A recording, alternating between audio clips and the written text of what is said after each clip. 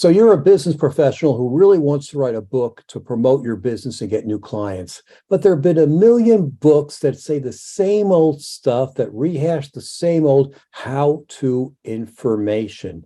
So how do you stand out? The answer is a business fable book. Well, welcome to today's podcast.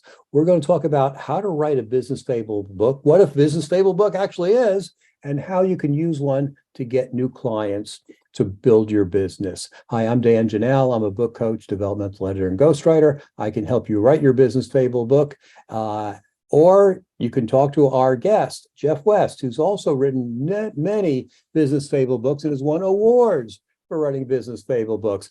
Thanks for joining us today, Jeff. Oh, it's my pleasure, Dan. Thank you so much for having me on. Oh, my pleasure. Let's start with ground zero, because a lot of people don't really know what a business fable book is, even though they might have read Who Moved My Cheese or The 1 Minute Manager or The 5 Dysfunctions of the Team, which are all business fable books. But let's assume that people have never even heard of those books. What is a business fable book? You know, for me, a business fable is a book where you're trying to teach some very sound business principles that you're already espousing maybe in your business model. And the business fable takes those principles and it uses a fictional story to cast those lessons in a great light. You know, in the way we humans work, the neurology of our brain is set up in such a way that every decision that we make is a combination of logic and emotion. And there's no exception to that. And when you have a positive emotional experience combined with the logic of what you're trying to do at the time, it tends to make you more comfortable with moving forward, taking that next step, doing what you need to do. In my branding that I do other things with, I call that fusion points. But a business fable is a perfect example of that, because it's a story that, if it's well written, if it's crafted right, it's a story that will draw the reader in so well, touch them emotionally, and then you're teaching some specific lessons that you want them to retain later. And that combination of the storyline and the things you want to teach is what makes the people remember the lessons that they're learning. Really good definition. I really like that. I tell my clients, even when we're writing nonfiction books that aren't fables, that the stories are the spoonful of medicine or spoonful of sugar that makes the medicine go down, to quote that great philosopher, Mary Poppins. And it's true. You can tell people to do something and it goes in one ear and out the other. You tell people an emotional story, and then suddenly it clicks with them and they remember that story for the rest of their lives. I remember some stories from people I've heard like 20, 30 years ago, and I could still say them word for word because the story was there. So it really works. So how do you bring I think it's easy for people who are watching this and listening to this on YouTube to say, okay, I know the 8 business principles I want to share with people. I believe in them. I work with these every day. These are what I teach my interns and my new hires. This is what we do, or this is how we do it. This is our process. That's the easy stuff. How do we get the emotion into it? The emotion is always going to come when you've crafted a storyline and you've crafted characters that your reader falls in love with. You know, Lisa Wilbur, who's one of Avon's superstars, she's like the 5th highest earning person in Avon history. She and I co-authored a book, and we took some of her lessons, and I wrote the fable for it. And it's the fictional account, but I wrote stories about a single mother who had to unexpectedly make a living. And she meets this mentor, in this case, the lady with the blue hair. And the relationship that develops there, we tracked that over a year, and the stories of her recovering and going into being a single parent and all that. We wrote a story that was kind of my job. I know you and I did very similar things on that. We wrote a story that people fell in love with, and it just happened to teach some really great lessons. And so my process is I always start by being observant to the world around me. And I'm looking for interesting things that can make a story. I don't just write business fables. I'm also working on a novel right now. And the story writing process is very similar. I'll think about a storyline. I'll start to develop characters. I'll make notes. I'll do research.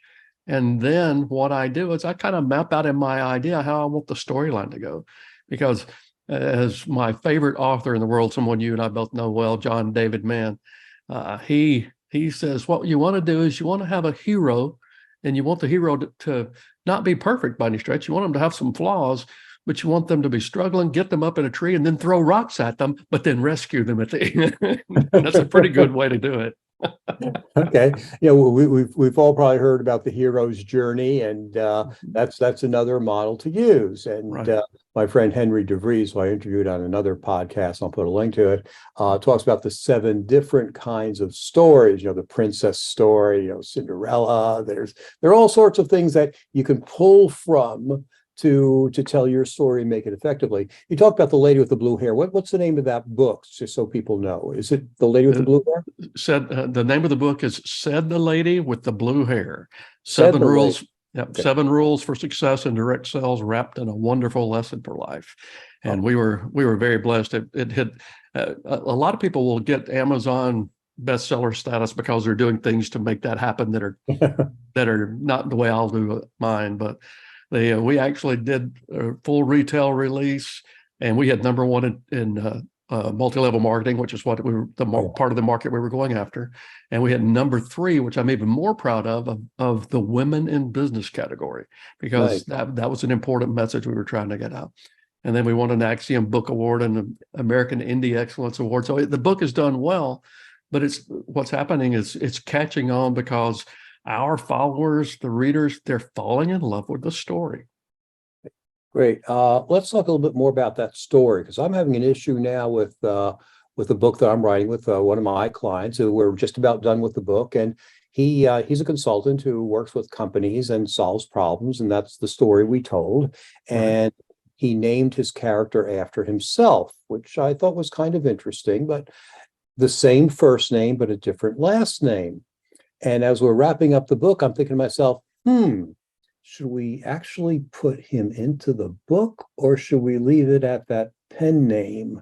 And I'm curious, should the hero of the book be the person who is the consultant, the business professional who wants the business, or should they be anonymous? Any thoughts on that?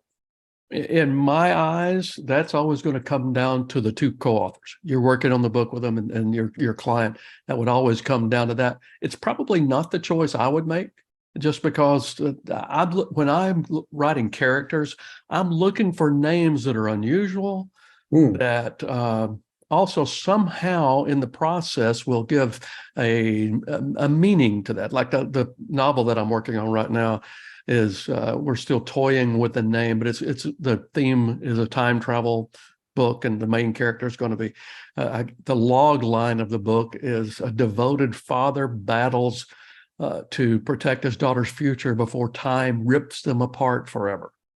And so it's going to be kind of an intense storyline. But the names I gave him have to do, his first name is a word for travel or traveler, and his last name is the word Christopher, which is the patron saint of travelers. So I pick things like that just because I like to play with it.